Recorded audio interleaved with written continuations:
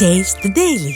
Rajeswari Priya madam, 4.5 வருஷமாக அமைதியாக இருந்துட்டு கடைசியில் ஒரு தேர்தல் நெருங்குற சமயத்தில் உங்களுடன் ஸ்டாலின் ஓரணியில் தமிழ்நாடு அப்படின்னு ஒரு முதலமைச்சர் வந்து ஒரு விளம்பரத்துக்காக ஒரு திட்டத்தை அறிவிச்சுட்டு குறைகள் இருந்தால் மனுக்களை கொடுங்க, நாங்கள் 45 நாளுக்குள்ளே நிவர்த்தி பண்ணுவோம் அப்படின்லாம் சொல்லிட்டு வாங்கப்பட்ட மனுக்கள் இன்னைக்கு ஆற்றுல குப்பையாக கிடக்குது. அப்படின்னா எதிர்க்கட்சி தலைவர் சொன்ன மாதிரி இது விளம்பரத்திற்காக தொடங்கப்பட்ட ஒரு திட்டம் தானா? நிச்சயமாக அதுல எந்த மாற்று கருத்தும் கிடையாது.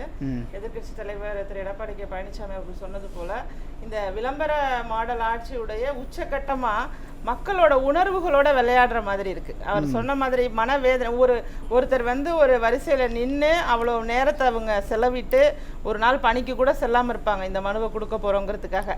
அப்ப அதையெல்லாம் உணராம அதாவது அந்த மனுவுக்கு அவ்வளவு முக்கியத்துவம் மக்கள் கொடுக்குறாங்க. சரி, அரசாங்கத்திட்ட வந்து நம்ம இதை கொடுத்தோம்னா நமக்கான பரிந்துரை எதா இருந்தாலும் ஒரு பட்டா மாற்றமா இருக்கட்டும், ஆனால் அவர்கள் சொன்னது போல பல்வேறு முதியோர் விதவை பென்ஷனு மகளிர் உரிமை தொகை இது மாதிரி நிறைய திட்டங்கள் நமக்கு ஏதாவது ஒன்று பயனளிக்கணும் அந்த ஒரு நம்பிக்கையோட அந்த இடத்துல நின்று அவங்க மனுவை கொடுத்துட்டு போனா அது வைகை ஆற்றுல கடக்கு அப்படிங்கிறது எவ்வளவு இன்னும் குறிப்பா சொல்லணும்னா எவ்வளவு குறுகிய காலத்துக்குள்ள உடனே இவங்க சொல்லுவாங்க இப்பவே 21, 22 கொடுத்ததையே நாங்க மனுவை வந்து தீர்த்துட்டோம், அதனாலதான் வந்து வைகையாத்துக்கு போயிட்டுன்னு சொல்றாங்க.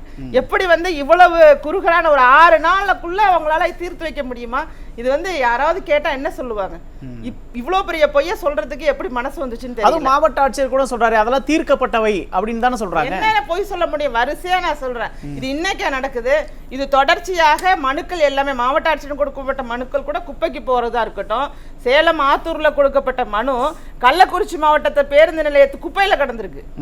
இந்த திமுக ஆட்சியில இவர்கள் செய்ததெல்லாம் மிகப்பெரிய கொடுமைன்னே சொல்லலாம் மக்களுக்கு. இல்ல அப்ப அதிகாரிகளை வச்சு இந்த தவறை வந்து மூடி மறைக்க அரசு முயலுதோ அப்படின்ற ஒரு சந்தேகம் வருது இல்ல? உண்மையா அதுதான், அதிகாரிகளை வைத்து நாம தப்பிச்சுக்கணும். ஏன்னா இப்ப என்ன அவங்களோட ஒரே நோக்கம் என்னன்னா இந்த 4.5 வருஷமா நம்ம சரியான முறையில மக்கள் பணியை செய்யல. எதிர்கட்சி தலைவர் அவர்கள் கூறினது போல நீங்க எதிர்கட்சியாக இருக்கும் போது மனுக்கள்லாம் வாங்கினீங்க, அதையெல்லாம் கருப்பு பொட்டிகளை வச்சு பூட்டிட்டீங்க. இப்ப நீங்க இந்த 4.5 வருஷமாவும் மக்கள் என்னென்ன அவஸ்தப்படுறாங்க, உங்களுக்கு என்ன தேவைங்கிறத நீங்க இறங்கி போய் பார்க்கல.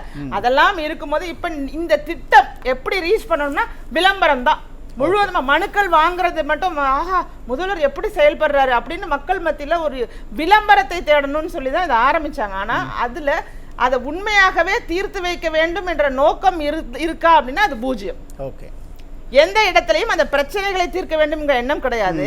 மக்கள் மத்தியில விளம்பர தாக்கத்தை உண்டாக்கணும் அப்படிங்கிற எண்ணம் மட்டும்தான் அவர்கள்ட்ட அதிகமா இருக்குங்கிறத தான் இந்த இது மூலமா நம்ம தெரிஞ்சோம். ஆனா இந்த திட்டம் தொடங்குறதுக்கு முன்னாடி என்ன சொன்னாங்கன்னா, இன்னைக்கு நீங்க இந்த ஒரு அரசோட சேவையை பெறணும்னா இன்னைக்கு ஒவ்வொரு அலுவலகமா ஏறி இறங்கணும், இந்த எல்லா சேவைகளும் உங்க வீட்டு அருகே கிடைக்கும் அப்படின்லாம் சொன்னாங்கல்ல. இன்னைக்கு அரசு அலுவலகங்களை பார்த்தா லஞ்ச லாவணி இல்லாம எந்த வேலையுமே நடக்கிறது இல்லை. அப்படிங்கும்போது மக்கள் வந்து பல்வேறு எதிர்பார்ப்புகளோட நம்மளோட குறைகள் நிவர்த்தி செய்யப்படும் அப்படிங்கிற ஒரு எதிர்பார்ப்புல தான் மனு கொடுத்தாங்க. ஆனா இன்னைக்கு அந்த மனுல ஆத்துல கிடக்கு அப்படின்னா இன்னும் மக்களோட உணர்வுகளை அரசு புரிஞ்சிக்கலையோ அப்படிங்கிற ஒரு சந்தேகமும் வருது இல்ல? மக்களுடைய உணர்வுகளை 4.5 ஆண்டு காலமாகவே அவங்க புரிஞ்சுக்கல. இப்ப என்ன பண்றாங்கன்னா மக்களை மதிக்கவே இல்லை, அவர்களை ஒரு பொருட்டாகவே நினைக்கல. நீங்க தலைப்பு வச்சிருக்கிற மாதிரி அவங்க தூக்கி எறிஞ்சது மனுவையா இல்ல மக்களுடைய மனங்களையா அப்படிங்கிறது தான் உண்மையான நல்ல தலைப்பு தான் அது. இப்போ அவர்களை உணர்வு ரீதியாக புண்படுத்திட்டாங்க. ஒருத்தரை நம்பி வரும்போது இப்ப இதே இது வந்து மக்களுடைய முதல்வர்னு ஒரு திட்டம்ங்க, அதை வந்து பத்தி நாகப்பட்டினம் மாவட்டத்துல ஒரு நிகழ்வு நடக்குது. அந்த மாவட்டத்துல ஒரு பெண்மணி வெளிப்படையாக நின்று நான் இதுவரைக்கும் 5 முறை மனு கொடுத்துருக்கேன், அந்த மனுக்கள் எல்லாமே குப்பைக்கு தான் போயிருக்கு, எங்க குழாயில தண்ணீர் வரலன்னு. நான் இதை பேசும்போது கூட நான் ஆளை வச்சு கூட அடிச்சு கொன்னுடுவீங்க, கொன்னாலும் பரவாயில்ல, எப்ப வேணாலும் என் உயிர் போக தான் போகுது, அது என் தெரு மக்களுக்காக போகட்டும் அப்படின்னு சொல்லி மிக தைரியமாக அந்த இடத்திலேயே மனுக்கள் குப்பைக்கு போறதை அங்க வெட்ட வெளிச்சமாக சொல்றாங்க. இது மாதிரி பல்வேறு விதமான சம்பவங்கள் நடந்துகிட்டே இருக்கு. இது வந்து ஒரு இந்த முறை கிடையாது, இதுக்கு நிறைய எடுத்துக்காட்டு சொல்லிக்கொண்டே போகலாம், அந்த அளவுக்கு நடந்துட்டு இருக்கு. இன்னும் சொல்ல போனா எம்எல்ஏக்கள் இருக்காங்கல்ல, அவங்களே போய் அமைச்சர்கிட்ட ஒரு மனு கொடுத்தா அந்த அமைச்சர் என்ன பண்றாங்க, பிஏவை பாரு, பிஏட்ட டீல் பண்ணி விடுறது. காஃபி டீ குடிக்கிறதோட சரி, மக்கள் பிரச்சனையா அதை பிஏட்ட டீல் பண்ண. அப்ப திமுகவோட அமைச்சர்கள் அப்படிங்கிறவங்க மக்கள் பிரச்சனைகளை காது கொடுத்து கூட கேட்பதற்கு தயாராக இல்லை. அப்ப அவர்களுக்கே அந்த நிலை. இதை வந்து சேலம் எம்எல்ஏ திரு அருள் அவர்கள் வெளிப்படையாகவே குமுறலோட சொல்லிட்டாரு. ஏன்னா நாங்க எம்எல்ஏ மக்களுக்கு ஏதாவது செய்யணும்னு நினைக்கிறோம், எங்களுடைய மனுக்களையும் எங்களுடைய நாங்க என்ன சொல்றோமோ அதை காது கொடுத்து கேளுங்க, நீங்க எல்லாத்தையுமே கேட்கலன்னா நாங்க எப்படி அடுத்த முறை தேர்தலில் நிக்க முடியும், மக்களை சந்திக்க முடியுங்கிற இடத்துல அவர் அந்த குமுறலை வெளிப்படுத்தி இருக்காரு. இல்ல மேம், இப்போ நாங்க நிறைய வாக்குறுதி கொடுத்தாங்க, நிறைவேற்றாம மக்களை ஏமாத்தினாங்க. நீட் ஒழிப்பு பண்ணணும்னா அதுக்கு ஒரு கையெழுத்து இயக்க மாதிரி வாங்கி அதை வந்து சேலம் மாநாட்டில் குப்பையில் போட்டாங்க. இப்போ உங்களுடன் ஸ்டாலின்ட்டு மனுக்களை வாங்கி அதை ஆற்றுல போடுறாங்க அப்படின்னா இதெல்லாம் நம்ம எப்படி தான் புரிஞ்சுக்க வேண்டியது இருக்கு? இதெல்லாம் எப்படி புரிஞ்சுக்கணும்னா, இப்போ நாம எதிர்க்கட்சியாக இருக்கக்கூடிய எல்லாருமே சேர்ந்து நீங்க நம்ம வந்து இப்ப புதுசா என்ன எடுக்கணும்னா, மனுக்களை குப்பையில் போடாதீர்கள் அப்படிங்கிற ஒரு ஒரு முகாமை ஏற்படுத்தி நாம ஒரு கோரிக்கையை அரசுக்கு வைக்கணும். இதைத்தான் நம்ம செய்யணும். இப்ப இறுதியா என்ன பண்ண முடியும்? வாங்கப்படும் மக்கள் வந்து மனவேதனையோட அரசாங்கம் நிறைவேற்றும் என்ற முழு நம்பிக்கையோட உங்களை நம்பி உங்களுக்காக கொண்டுட்டு வந்து ஒரு மனுவை கொடுத்தாங்கன்னா கொஞ்சம் கூட மதிக்காம பொருட்படுத்தாம நீங்க குப்பையிலையும் ஆத்துலையும் வைகை ஆத்துலையும் போட்டுட்டு போறீங்கன்னா அது வந்து ஒரு மாதிரி அந்த ஒரு உணர்வை பாதிக்க வச்சு மனசை துன்பப்படுத்த வச்சு அன்னைக்கு ஒரு நாள் சம்பளமும் உங்களுக்கு போயிருக்கும். இல்ல இப்ப மக்களை ஏமாத்துறது தான் அரசோட பிரதான நோக்கமா இருக்கா? அப்போ அதுதான் உண்மை. தேர்தல் வாக்குறுதியேங்க 500 லட்சம் வாக்குறுதிகளை கொடுத்துட்டு அந்த வாக்குறுதிகளை நிறைவேற்றாம பொய் வாக்குறுதிகளை கொடுத்து ஏற்கனவே அவங்க ஏமாத்திட்டாங்க. அந்த ஏமாத்தினதுலயே மக்கள் வந்து ஒரு முடிவெடுத்துட்டாங்க, இனிமேல் திமுகவுக்கு வாக்களிக்க கூடாதுன்னு. சரி, இருந்தாலும் நம்முடைய வரி பணத்துல அரசாங்கத்தால உருவாக்கப்பட்ட திட்டங்கள், அந்த திட்டங்கள் மூலமா நம்ம பயன்பெறணும் அப்படிங்கறத அடிப்படையில தான் இந்த மனுவையுமே இன்னைக்கு 50 லட்சம் பேர் கொடுத்திருக்காங்க. அப்படின்னா அந்த அடிப்படையில், ஏன்னா இது நம்ம வரி பணம்னு மக்களுக்கு தெரியும், தமிழக மக்கள் கொஞ்சம் தெளிவானவங்க தான்.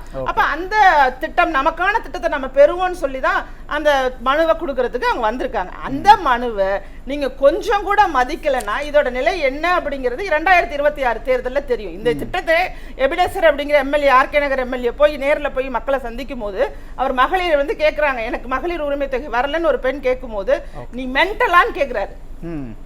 என்ன கேட்குறாரு? மென்டலான்னு கேட்குறாரு. அந்த பகுதியை மக்களை பார்த்து கேட்குறாரு, இந்த பகுதியில் மென்டல் அதிகமாக இருக்கும் போலன்ட்டு அந்த இடத்த விட்டு நகர்றாரு. அப்ப அவர்களுக்கு எவ்வளவு அதிகார மமதை இருக்கும், அதிகார திமிர் இருக்கும். நீங்க ஓட்டு கேட்க வரும்போது அம்மா அக்கா அப்படின்னு சொல்லி காலில் விழுந்து ஓட்டு வாங்கிட்டு எனக்கு ஒரு உரிமை, நீங்க அனைத்து மகளிருக்கும் 1000 ரூபாய்னு சொன்னீங்க, எனக்கு வரல அப்படிங்கிற ஒரு குறையை ஒரு மக்கள் பிரதிநிதியாக எம்எல்ஏ விட ஒரு பெண் சொல்லும் போது நீ மென்டலான்னு கேட்குறாங்கன்னா இவங்க எப்படிப்பட்டவங்க? அந்த மன உளைச்சலை மக்களுக்கு கொடுத்து அந்த மன உளைச்சல் மூலமாக இவர்கள் வந்து இனிமேலும் வருவாங்க அப்படிங்கிற இது வாய்ப்பே கிடையாது. இல்ல அப்ப மக்களோட குறைகளை நிவர்த்தி செய்யறதுல அரசுக்கு அக்கறை இல்லையோ அப்படின்ற ஒரு சந்தேகம் வருது இல்லை? ஏன்னா விடுபட்ட மகளிருக்கெல்லாம் மகளிர் உரிமை தொகை கொடுக்கப்படும், மீண்டும் எல்லாம் விண்ணப்பிங்க அப்படின்லாம் சொன்னாங்க. ஆனா பெறப்பட்ட மனுக்கள்லாம் தூக்கி வீசுறாங்க, அதன் மீது ஒரு நடவடிக்கை எடுக்கல. அப்படிங்கும் போது மக்களோட குறைகளை நிவர்த்தி செய்யறதுல இன்னும் அரசுக்கு போதிய அக்கறை வரலையோ அப்படிங்கிற ஒரு கேள்வியும் வருது இல்ல? போதிய அக்கறையே கிடையாதுங்க. இப்ப பண்றது எல்லாமே நாடகம். இந்த நாடகத்தை அவங்க அரங்கேற்றினாதான் அவங்க கால அவகாசம் 6 மாசம் தான் இருக்கு. அப்படிங்கும் போது இந்த கால அவகாசத்துக்குள்ள எங்களால் நிறைவேற்ற முடியாது, அடுத்த முறை எங்களுக்கு ஓட்டு போட்டீங்கன்னா நீங்க கொடுத்த மனுக்களுக்கெல்லாம் நாங்க வந்து தீர்வு கொடுத்துருவோம் அப்படிங்கிற மாதிரி அதுக்கு தொடரும் போடலாம், காலம் கடத்தலாங்கிற ஒரு கடத்தலாம் தான். நீங்க மகளிர் உரிமை தொகையிலேயே ஒதுக்கப்பட்ட தொகையில எத்தனை பேருக்கு நீங்க எக்ஸ்ட்ராவா கொடுக்க முடியும்? அதற்கான ஒரு நிதி இதுவே இல்ல, உங்கள்கிட்ட நிதி பங்கிட கொடுக்க முடியாத ஒரு சூழல். இப்பவே கடன் அதிகமா இருக்கு. இந்த திட்டங்களை நிறைவேற்றணும் அப்படின்னு சொல்றதே வந்து லாஜிக் இல்லாம மக்கள் மத்தியில ஒரு பொய்யான பிம்பத்தை உருவாக்கி அவர்கள் ஓட்ட வாங்கணும்னு நினைக்கிறாங்க. இன்னைக்கு மகளிர் களத்துல தெளிவா சொல்றாங்க, நாங்க கரண்ட் பில்ல இருந்து இன்னைக்கு நாங்க பண்ற செலவுகள்ல இருந்து வரியில இருந்து எல்லாமே அதிகரிச்சுட்டு அந்த 1000 ரூபாய் அப்படிங்கிறது ஒண்ணுமே கிடையாது, நாங்க இவ்வளவு செலவு அதிகமாக்கிட்டு 1000 ரூபாய் கொடுத்தாங்கிறத நம்பி நாங்க ஓட்டு போட மாட்டோம் அப்படிங்கறத பெண்கள் தொடர்ச்சியாக பதிவு செய்ய தொடங்கிட்டாங்க களத்துல. இப்ப இந்த மனுவை எல்லாம் தூக்கி குப்பையில போட்டோம்னா இன்னமும் முடிவெடுத்துருவாங்க. இப்ப நம்மள சுத்தமாவே மதிக்காத திமுக ஆட்சி எப்படா நம்ம விரட்டி அடிப்போம் அப்படிங்கிற ஒரு கோபம் வரும்ல. நீங்க ஒரு மனுவை வாங்கிக்கிட்டுங்க, அதை நீங்க தீர்த்து வைக்கலன்னா கூட பரவாயில்ல, அதை வித்தின் ஒரு 6-7 நாட்களுக்குள்ள வைகையாத்துல கிடக்குன்னா அப்ப எப்படி வேதனையா இருக்கும்? அதுதான் மேம் கேட்கிறேன். இப்போ அரசுகிட்ட இந்த மனுவை கொடுத்தா இவ்வளவு நாள் தான் திமுக அரசு நம்மளை ஏமாத்திருச்சு, இப்போ ஒரு முகாம் போடுறாங்க, நமக்கு மனு கொடுத்தா அந்த குறைகள் தீரும் அப்படின்ட்டு ஒரு எதிர்பார்ப்புல கொடுத்துருப்பாங்களே, இன்னைக்கு அந்த மனு ஆத்துல கிடக்கும் போது அந்த மனு கொடுத்த மக்களோட மனநிலை எப்படி இருக்கும்? மிக மோசமாக இருக்கும். நம்பிக்கை துரோகம் பண்ற ஒரு ஆட்சி, இதுக்கு போய் நம்ம ஓட்டு போட்டோமே, ஒருவேளை அவர்கள் திமுகவுக்கு வாக்களித்தவர்களாக இருந்தால் அதை நினைச்சு ரொம்பவே மனவேதனைப்படுவாங்க, மன வருத்தம் அடைவாங்க. இப்படி ஒரு தப்பை செஞ்சுட்டோமே அப்படிங்கறத நினைச்சு வருத்தப்படுவாங்க. அதே சமயம் முன்னாடி உள்ள ஆட்சியை பத்தி நினைத்து பார்ப்பார்கள். கடந்த 4 ஆண்டு கால திரு எடப்பாடி அவர்களுடைய ஆட்சியில மக்களுக்காக நிறைய திட்டங்களும் அதை செயல்படுத்திய விதமும் எல்லாமே சிறப்பாக சரியாக இம்ப்ளிமெண்டேஷன் எக்ஸிகியூஷன்லாம் இருந்தது. இன்னைக்கு நீங்க திட்டங்களுக்கு பெயர் மட்டும் தான் வைக்கிறீங்களே தவிர அதுக்கு ஒரு அல்காரிதம் கிடையாது. அந்த எக்ஸிகியூஷன் ப்ராப்ளம் ஆயிடுது.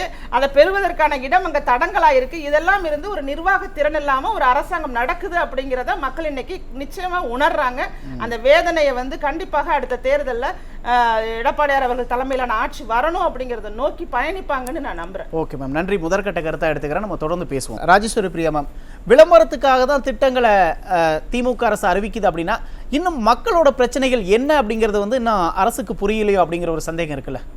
ஆமா, புரியல தானே. சுற்றி உள்ள 4 பேரை மட்டும் வச்சுக்கிட்டு அவங்க சொல்றதுதான் எல்லாமே அப்படிங்கிற மாதிரி அந்த மனநிலையிலேயே தான் முதல்வர் இருக்காரே தவிர மக்களுடைய பிரச்சனைகளை அணுகக்கூடிய ஒரு நபராக இல்லை. எதிர்க்கட்சி தலைவர்கள் சொல்வது போல பொம்மை முதல்வராகத்தான் இருந்துட்டு இருக்காருங்கிறதுல எந்த மாற்று கருத்தும் இல்லை. இவங்க இந்த வீடு தேடியே வந்துடும், வீடு தேடி மருத்துவம் வந்துடும், வீடு தேடி கல்வி வந்துடும், வீடு தேடி ரேஷன் பொருள், வீடு தேடி அப்படிங்கிற இடத்த ஒரு பக்கம் ஓரமா வச்சுட்டு உங்களை தேடி வந்து மனு கொடுத்தாங்கல்ல, அந்த இடத்த பாருங்க.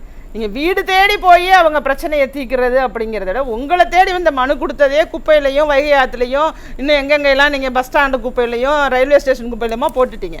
அப்ப இந்த குப்பை இந்த வந்து மதிக்காத நீங்க இந்த வீடு தேடிங்கிற திட்டத்தை எப்படி செயல்படுத்துவீங்க? சரியான முறையில திட்டம் ஆரம்பிக்கப்படலாம், திட்டம் தொடங்கப்படலாம். அது எந்த அளவுக்கு மக்களுக்கு பயனுள்ளதாக தொடர்ச்சியாக நடக்கும் அப்படிங்கிறதுக்குள்ள லட்சக்கணக்கான இல்ல கோடிக்கணக்கான கேள்விகள் எங்களுக்குள்ள இருக்கு. இது மாதிரி திட்டங்களை நீங்க வந்து மக்கள் வந்து தயாரா இருக்காங்க. நீங்க வீடு தேடி வரணும்லாம் இல்ல.